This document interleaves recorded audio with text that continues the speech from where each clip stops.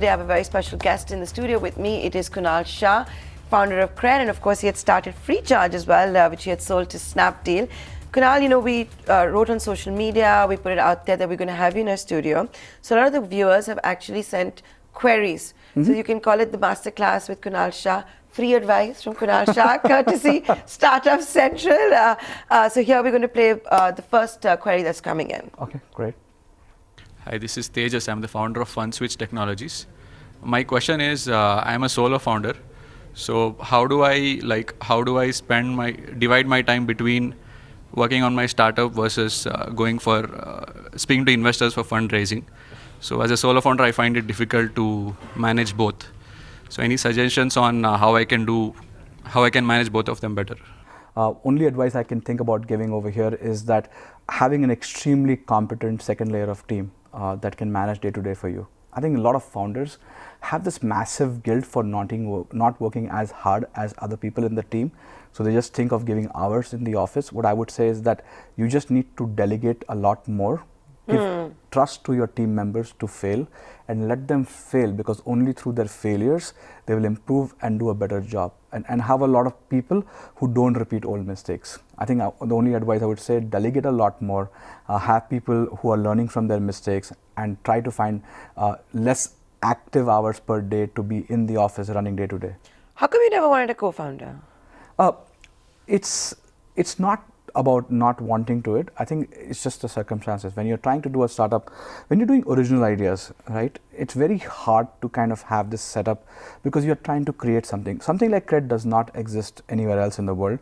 FreeCharge, like a startup, did not exist anywhere in the world. When you're doing original things, right, it's slightly different. It's like a director of a movie. You are trying to create something.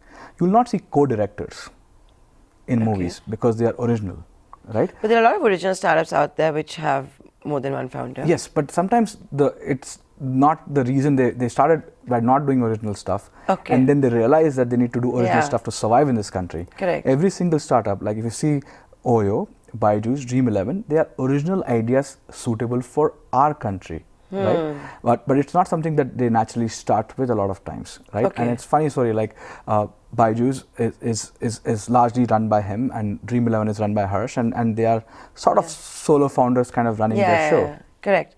Okay, I take that point then. Also, sometimes it's just like you get out of college or something and you want to do something together, you don't figure it out. And I don't recommend this. Let me clarify, it's not great. It's much harder running as a solo founder.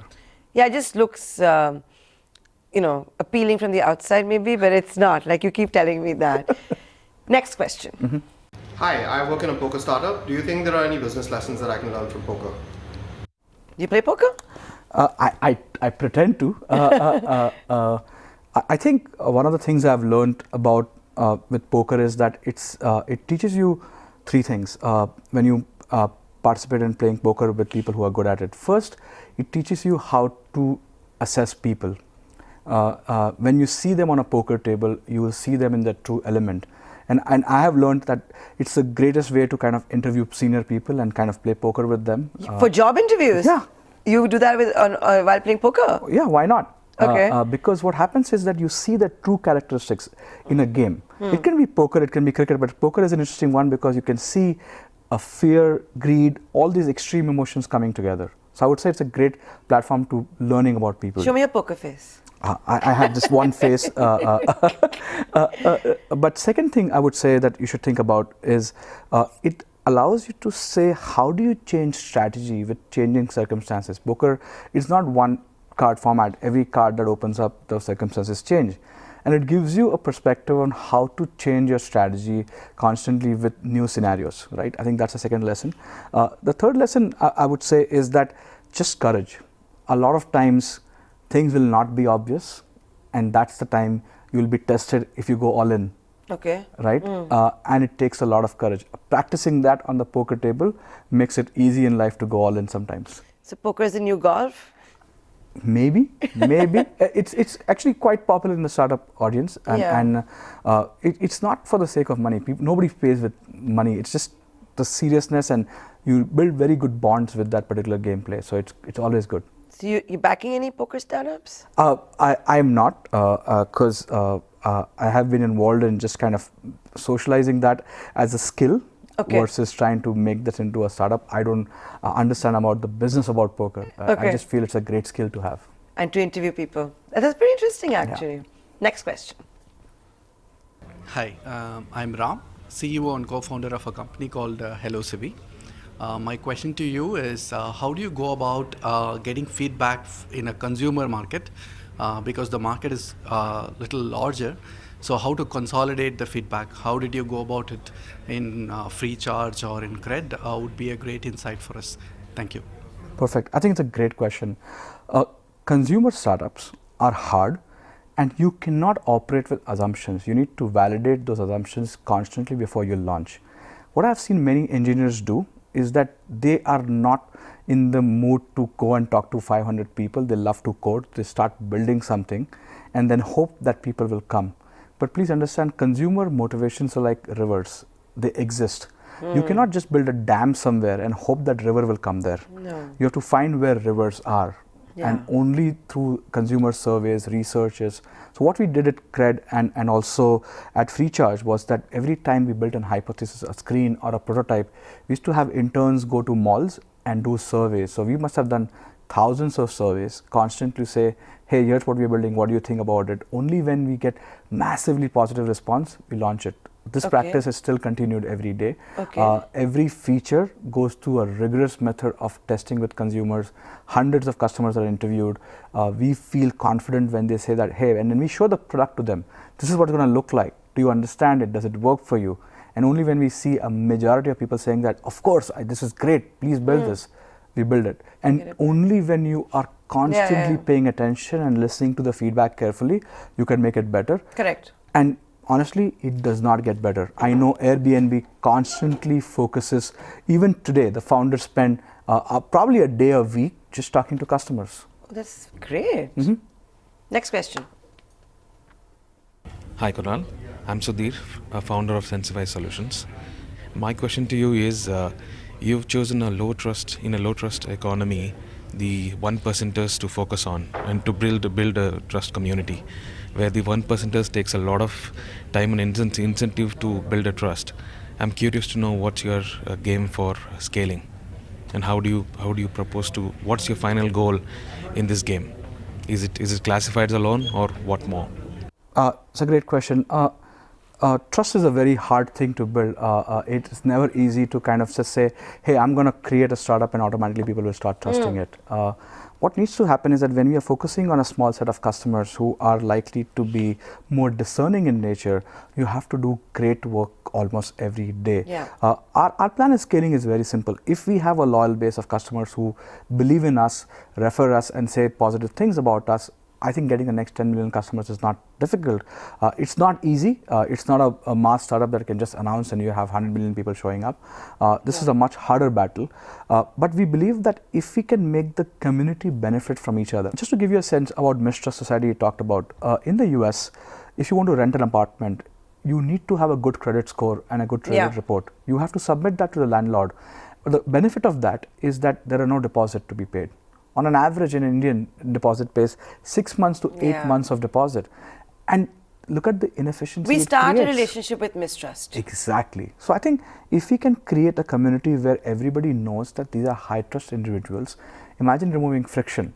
We are actually hoping that by end of this year, we'll convince a few embassies to not ask extra documentation from CRED members to give them visas. No.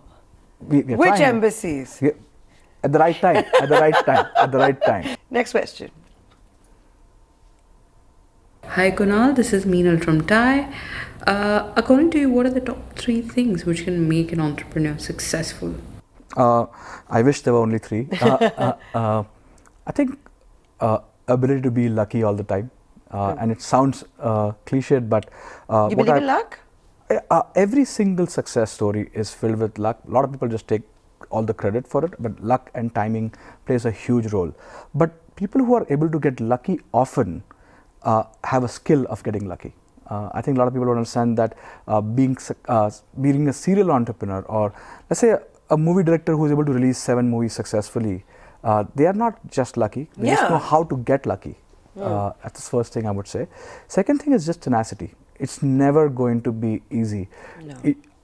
It can be Kunal Shah, it can be, if Jeff Bezos starts a new company, if Elon Musk starts a company, it's never easy. You go through the same trouble all the time. You can avoid the mistakes that you've done in the past, but there is no end to the new mistakes you can make, right? Correct. So I would say just tenacity and just kind of focusing on that. The third thing I would say is always learn to sell.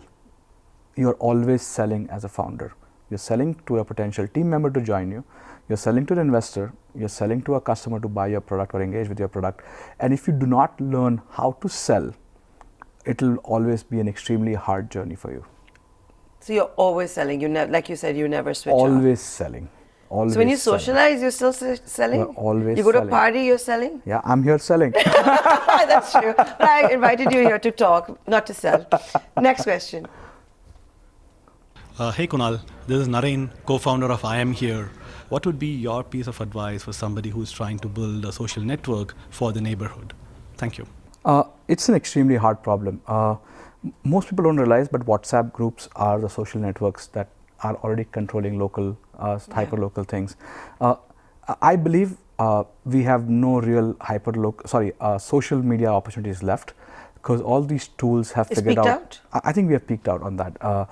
For influential stuff, Instagram is already here. For local stuff, we have WhatsApp groups, we have family groups, we are building association group and school teacher parent group. All of these things already exist. But things change. Things come change. up. As of now, remember there was Hotmail and there was so Gmail. perfect. So I think new platform has to there's emerge. Facebook, now there's Instagram. Yes, but I think There's Telegram, you have WhatsApp. correct. But the thing is that we forget that a lot of these platforms are evolving faster than the new companies are able to create new things. Instagram is evolving really fast, Telegram is evolving really, really fast, because these companies can change shape and form at a much faster pace. Take an example, stories was a format in Snapchat, only in Snapchat. Instagram just made it happen within a few months, and we don't even remember that stories was actually invented by Snapchat. So I think these platforms have this ability to become black holes and suck features. So if they come up with a good idea and say, hey, here's this cool feature which connects these individuals, the large platform will just copy that and do that. Now, what is possible is super niche platforms, right? Which is saying that we are going to connect only doctors to discuss how to discuss medical issues. That is very hard for a horizontal platform to do. A Pepperfry Now, or some whatever. categories deserve to be vertical, some categories will struggle to be vertical. And I think you have to understand that if Everything can't be. You have to understand if you're a product or a feature. And a lot of time, if you just think of yourself to be a feature, I got it. It'll just die. Okay, that's a good point. Next question. Hi, this is Shankara. I am founder of a company, vSense.ai. Being an Indian startup, how do we attract global talent, especially for the rare skills in the domain which we operate? It's a very valid question. How do we attract global talent? Forget about global talent.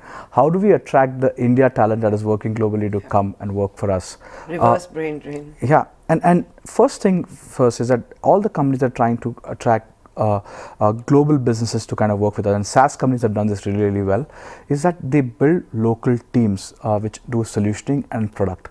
And I think if you look at what Freshworks has done constantly, and many companies like Zoho have done, they start with creating good solution experts who understand the product deeply and able to sell that well. I think fundamentally understanding nuances of a customer which is abroad, especially in B2B, is hard. And the first thing that we should do is find great people who can do solutions and bring that learning back to the product, right? We have the advantage of being able to build products fast and quickly, but understanding the actual customer nuance. So in B2B startups, a lot of times sales folks and solution folks can come up with better ideas on building the product features. And I think for the first thing I would do is attract great solutions people who have the knack on product. They should not be the ones who are saying that, hey, sell me, give me anything and I'll sell it. They should be saying that, hey, what if we do this? And I think the what if guys will actually start becoming the first set of people who will want to work with Indian founders. So ask yourself, what if? Next question. Hello Kunal, this is Shrey from Gaming Central. I would like to know your 2 cents about how to scale up your startup. Thank you. Scale up is an interesting thing. One of the things that I've noticed is that 0 to 1 journey and 1 to 10 and 10 to 100 are different battles altogether. Sometimes founders can play all three. Sometimes founders cannot scale a lot of things. Very mature founders realize that they are very good at 0 to 1 and 1 to 10, and they should get somebody else to run the company from 10 to 100, right? And then participate in 0 to 1 in these same companies again and do new initiatives. It requires a lot of security and maturity to kind of take that call. What I think the biggest mistake people do on scale up is that they realize that scaling up anything requires things to be standardized, made into a process, and keep it repeatable, right?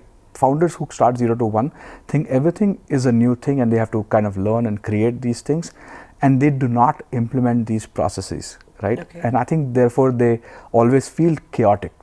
Things are always breaking. It's fun only for the first 2 years. If after 2 years, if the company still looks chaotic, you're going to have just waste energy. So I would say standardizing thing and bringing people who are great at learning things at scale. Sometimes we don't realize that hiring people who've seen scale is extremely important, right? Like we hired somebody senior from Flipkart recently, and that person has run things at massive scale, bigger than what I have run at scale. And those are the people you need to constantly bring who already know, and they are like time travelers who have seen things at scale coming and to an early stage and helping you get to the and next they've also learned and they know the trick of scaling up. Yes, and they should have the scars of scaling up. A lot of times you just assume that you have to get the scars, but life is too short to make all the mistakes on your own. Last question. Hi Kunal, this is Jagat here. I'm the founder of Vidphone. My question to you is, how do you think video communications technologies like video chat or live video KYC will help increase the kind of customers on fintech and the non-banked or the unbanked Bharat audience? Thank you. That's a great question. We are entering a stage where hundreds of millions of customers have now understood what is video conferencing. In fact, the masses are always speaking to each other on video a lot more. It's much better than typing for them. And from moving from vernacular typing, they have just moved to video, and you'll see a lot of them. I mean, every time. Look at Bulbul. Yeah, exactly. So, creating products around video and video commerce and video communication is going to be a big thing for India. Is that something you want to do at CRED? Have some videos? We don't have use cases for that, but I have seen startups doing extremely well on that. And every use case is becoming big. You could have tried the products and the services you have. You can show videos of how to use them. One of the things that we are doing is instead of having live events only in physical world that you can attend, we are creating live video events on CRED that members can watch together. Imagine a private stand-up comedy on the app itself. Well, that'd be pretty cool. Yep. Concerts? We're trying. We're trying. We're absolutely trying. One idea that the team has come up with, can you show global concerts live on the app?